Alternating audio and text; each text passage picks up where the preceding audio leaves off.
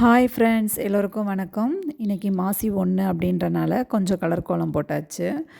Maximum வந்து பார்த்திங்கன்னா Friday அப்புறம் நல்ல நாளப்போ தான் கலர் கோலம் போடுவேன். ஸோ மாசி 1 அப்படின்றதுக்காக இன்றைக்கி கொஞ்சம் கலர் கோலம் என்னால் தெரிஞ்ச ஒரு குட்டி கோலம் போட்டுட்டேன்.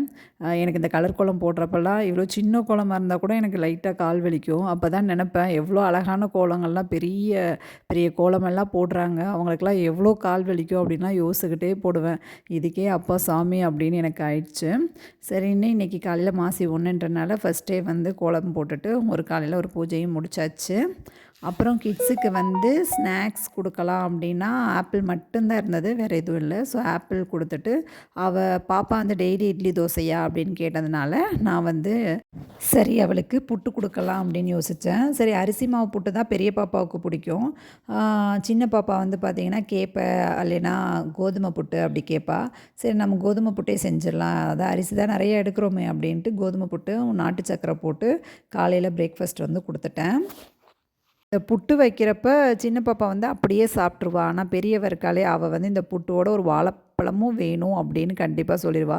ஸோ அவளுக்காக காலையில் அவசர அவசரமாக ஒரு சின்ன பொட்டி கடையில் வந்து வாழைப்பழம் இருந்தது, அதையும் வாங்கிட்டு வந்து அவளுக்கு கொடுத்து பிரேக்ஃபாஸ்ட் வந்து கம்ப்ளீட் பண்ணிட்டோம்.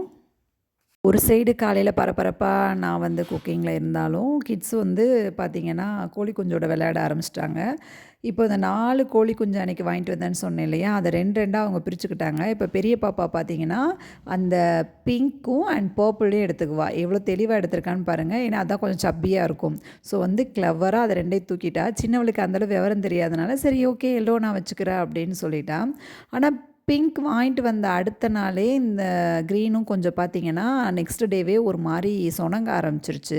அப்புறம் என் ஹஸ்பண்ட் வந்து அந்த கிராமத்துலலாம் இருந்தனால அவங்களுக்கு தெரிஞ்சிருச்சு, இது வந்து இதுக்கு ஏதோ பிரச்சனை அப்படின்னு தெரிஞ்சிட்டாரு.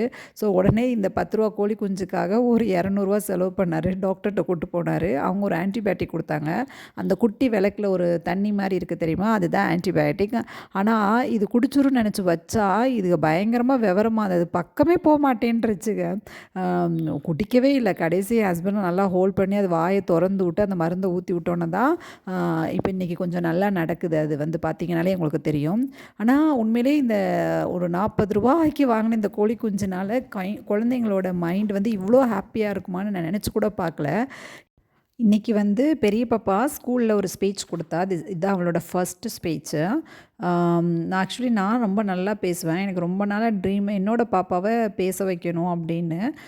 ஆனால் அதிலலாம் இன்ட்ரெஸ்ட் காமிச்சிக்கல. பட் இந்த டைம் அவளாகவே வந்து நான் ஏதாச்சும் பேசுகிறேன் அப்படின்னு சொன்னோன்னே எங்கள் எல்லாருக்குமே பிடிச்ச ஒரு ஃபேவரேட் லீடர், எவர் கிரீன் அப்படின்னு சொல்கிற மாதிரியான ஒரு பெரிய லீடர் யாருன்னா ஏபிஜே சார் தான். அவங்களோட ஃபோட்டோ தான் எங்கள் வீட்டில் கூட குட்டியாக நாங்கள் மாட்டி வச்சுருப்போம்.